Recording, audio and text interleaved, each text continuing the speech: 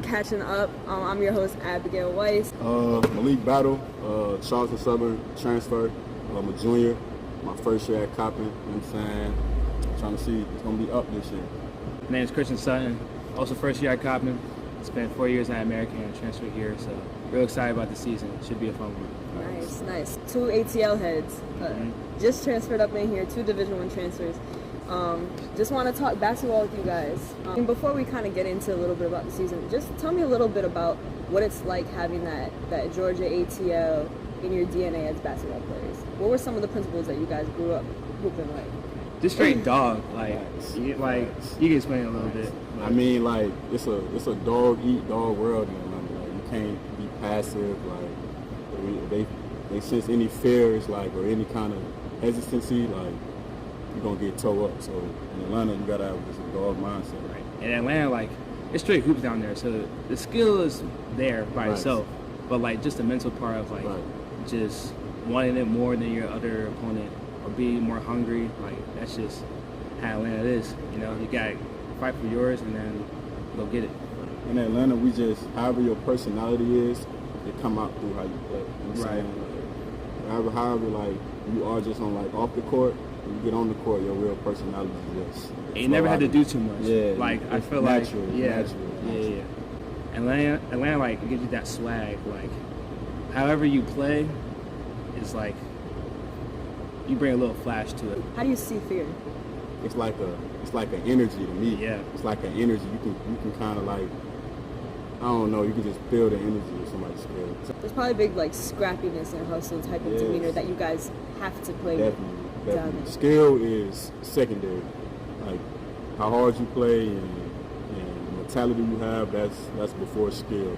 So. Tell me a little bit about some of what your game has evolved into now. And now I simplified the game where I can get to a spot in 1 or 2 dribbles or make a read out of 1 or 2 dribbles. So I think that's where I've taken my biggest growth as a player, not being able to take however many dribbles I want to get what I want to do in the court. So for me, you got to be efficient with just a few move combo. Dribbles.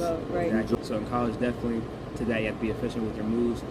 And I would just say from a defensive aspect, in high school it was just kind of guard your man. Right. But in college, you gotta be on the weak side. You gotta be at help. You gotta, you never relax. That's right. On the defensive end in college, and especially here at Coppin State, man, we harp on defense. So harp on defense. But they harp on defense, and just being physical. Because guys, everyone can hoop. We're all D1 players. So just defending great players like yourselves. Right. I had a talk with Nenda earlier, and he was saying, if you can't play here, if you can't play defense. In order to play here, you got to play defense. Last game against Georgetown, you guys forced 18 turnovers from them, capitalized off of those in fast break transition points with 18 points to their 4 in fast break. So tell me a little bit about some of the defensive principles that you guys have been abiding by. We're real big on shrinking the floor. So always being in the gap, always being active. Shrinking the floor and making it look like there's no driving lane. So it's to the offense, it's they look around, they don't see nowhere to go. So I think that's the biggest thing to do. And I think what helped us out in Georgetown was that, we had to get our feet wet when the first game. First game was a little rough, but we did some film. We had to walk back in and stick to our principles. Success on defense is also your ability to capitalize and translate those into points. I think you guys did a really great job in transition and capitalizing off of some of those fast break opportunities. My last question that I have for you guys is what's your vision after this through basketball? Where do you want basketball to take you guys? You guys are Division I hoopers for a very short period of time, and it's almost after college basketball, the world of basketball resets. So where do you guys see this taking you?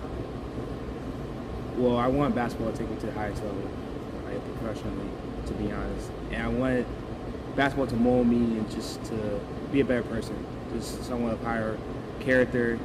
And basketball so far has given me that discipline, you gotta be this at a certain time, be here, there, whatever. Give you a certain discipline and motivation.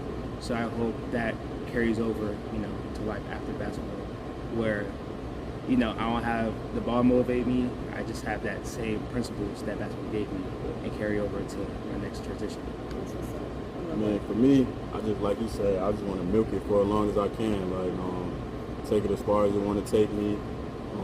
I know when it's time to give it up. And when it's time, I want to stay around the game. So I want to possibly get into coaching or training or just stay around the game. But when you got a real love and a real passion for the game, you don't really have to be playing. You just got to be around it. So that's me.